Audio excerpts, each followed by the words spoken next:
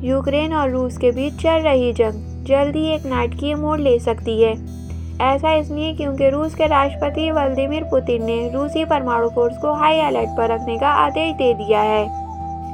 इस आदेश का सीधा मतलब यह है कि रूस ने परमाणु हथियारों को लॉन्च करने की तैयारी शुरू कर दी है और साफ शब्दों में कहें तो अब रूस और यूक्रेन के बीच जारी जंग के परमाणु युद्ध में बदलने का खतरा बढ़ गया है।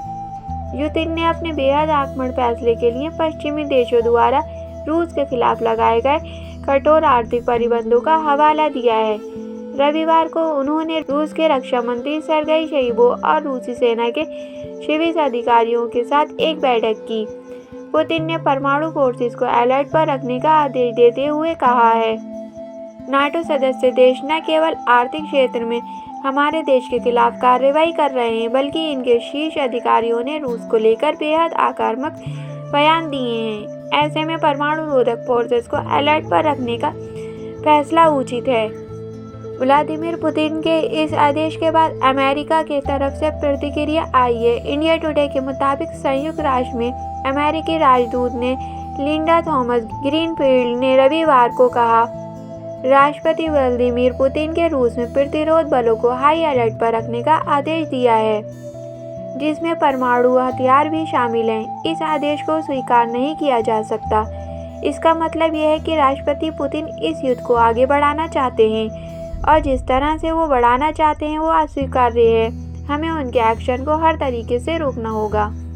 पुतिन के रूसी परमाणु को हाई अलर्ट पर रखने के आदेश के बाद परमाणु निगरानी एजेंसी दी UN न्यूक्लियर वॉचडॉग ने भी एक अहम बैठक करने का फैसला किया है। ये बैठक बुधवार को की जाएगी, जिसमें 35 देशों के प्रतिनिधि शामिल होंगे। बोर्ड के सदस्यों में कनाडा और पोलैंड ने यूक्रेन के अनुरोध पर यह बैठक बुलाई है। बता दें कि इस बोर्ड में अभी यूक्रेन शामिल नहीं है। बेलारूस में रविवार को परमाणु हथियारों की तैनाती को लेकर एक जनमत संग्राम रिपोर्ट के मुताबिक इस जनमत संग्राम में 65.20% लोगों ने परमाणु हथियारों को लेकर चली आ रही है।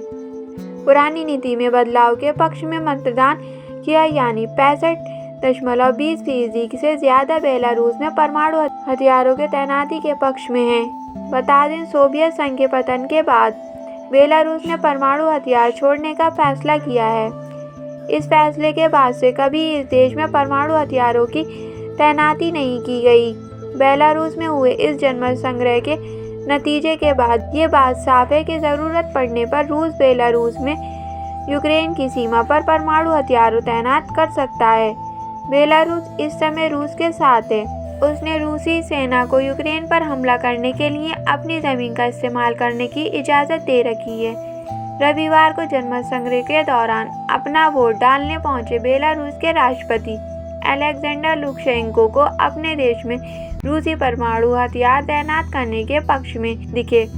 उन्होंने कहा था, यदि आप पश्चिमी देश पोलैंड या लिथुआनिया में बेलारूस की सीमा पर परमाणु हथियार तैनात करते हैं तो बेलारूस में बिना किसी शर्त के परमाणु हथियारों को वापस लाने के लिए व्लादिमीर पुतिन की ओर रुख करूंगा। रूस और यूक्रेन पर हम आपको लगातार अपडेट देते रहेंगे। देखते रहिए नाज स्टडी चैनल। मेरा नाम है नाज। शुक्रिया।